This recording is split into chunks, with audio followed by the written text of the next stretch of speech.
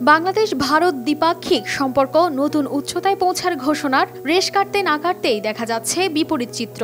ভারত চলতি অর্থবছরে বাংলাদেশের জন্য উন্নয়ন বরাদ্দ কমিয়েছে ব্যাপক পরিমাণে, আর এর পরিমাণ মায়ানমারের জন্য রাখা বরাদ্দের অর্ধেকেরও কম। বাজেটে সবচেয়ে বেশি বরাদ্দ দেওয়া হয়েছে ভুটানকে, এরপরই রয়েছে নেপাল।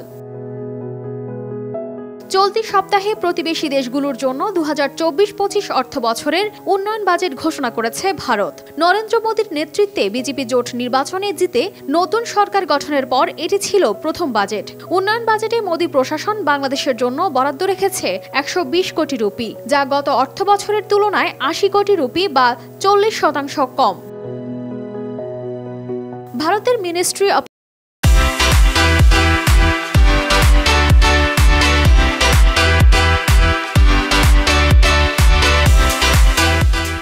এক্সটার্নাল অ্যাফেয়ার্স 2024-25 সালের অর্থবছরে কয়েকটি দেশের জন্য 4,883 কোটি টাকার উন্নয়ন সহায়তা বরাদ্দ রেখেছে।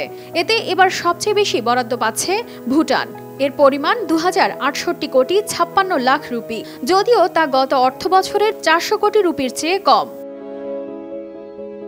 প্রেসিডেন্ট মোহাম্মদ মুইজ্জুর নির্বাচনের পরে ভারতের সঙ্গে সম্পর্কের টানাপোড়েন শুরু হওয়া মালদ্বীপ পাবে 400 কোটি রুপি।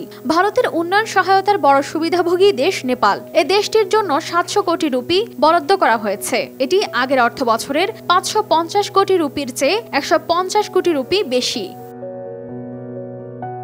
এছাড়া শ্রীলঙ্কা পাচ্ছে 245 কোটি রুপি এবং আফ্রিকার দ্বীপদেশ সেশেলস 40 কোটি রুপি। দুটি দেশই আগের অর্থবছরের চেয়ে এবার বেশি বরাদ্দ পেয়েছে। আফগানিস্তানের বরাদ্দ 200 কোটি রুপিতে অপরিবর্তিত রয়েছে। মূলত প্রতিবেশী দেশসহ আফ্রিকা, মধ্য এশিয়া, দক্ষিণ এশিয়া ও লাতিন আমেরিকার অন্যান্য উন্নয়নশীল দেশগুলোর জন্য ভারতের বহুপাক্ষিক ও দ্বিপাক্ষিক সাহায্য ও সহায়তা কর্মসূচির জন্য এই বরাদ্দ রাখা হয়। তবে বাংলাদেশের জন্য সহায়তার পরিমাণ কেন কমেছে সে বিষয়ে কিছুই বলা হয়নি। কানিস ফাতেমা শিমু, RTV।